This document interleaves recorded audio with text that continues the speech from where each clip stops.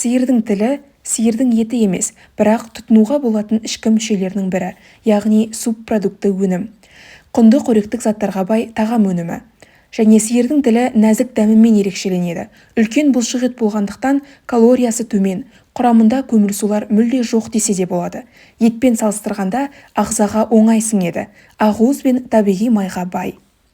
Сиыр тіліндегі ақуыз денені жаңа бұлшық ет қабаттарының өсуіне қажетті барлық материалдармен қамтамасыз етеді.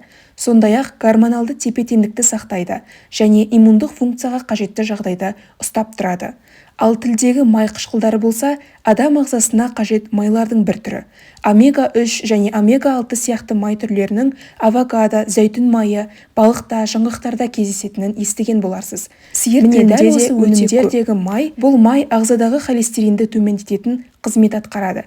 Сиыр тілінде кездесетін мұндай май түрін қаныққан май қышқылы деп атайды, және оның пайдасы орасан зор. Бірақ тілде қанықпаған майлар да бар екенін есте ұстаған жөн. Сондықтан оны күнделікті, бірақ аз мөлшерде ғана тұтыну қажет. Сиырдың тілі темір мен мырышқа бай. Олар иммундық жүйені нығайтады, осылайша дене инфекцияларымен күреседі. Темір анемияның алдын алуға көмектесіп, ағзада энергияны арттырады.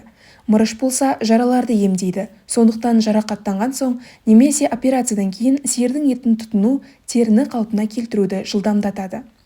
Ал В12 дәрумені мен холин сияқты элементтер ағзадағы жүйке жүйесінің қызметін реттейді, шаш пен тырнақты бері кетеді. Сонымен қатар сиырдың тілінде фолат деп аталатын зат болады. Ол жұмыртқа жасушаларының сапасын жақсартады және ұрықтану мүмкіндігін арттырады. Ал егер әйел жүкті болса, сиыр тілін жеген жағдайда ол іштегі нәрестеде қалыптасып келе жатқан туа біткен ақаулардың алдын алады. Мысалы, спина бифида, жұлын жарығы. Бұл нәрестенің омыртқасы толық жабылмай қалғаннан жұлынның сыртқа шығып кетуі.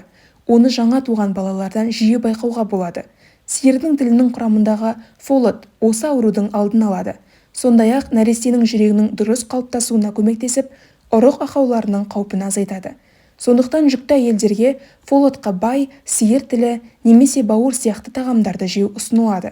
Әсіресе таңертең жүрек айнып, әлсіздікті сезінгенде сиырдың тілін жеу өзін жақсы сезінуге ықпал етеді.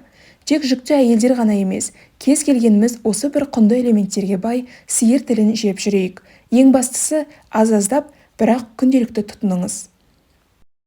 Ал сіз сиырдың тілін жиі тұтынасыз ба? Пікірге өз ойыңызды қалдыра кетіңіз.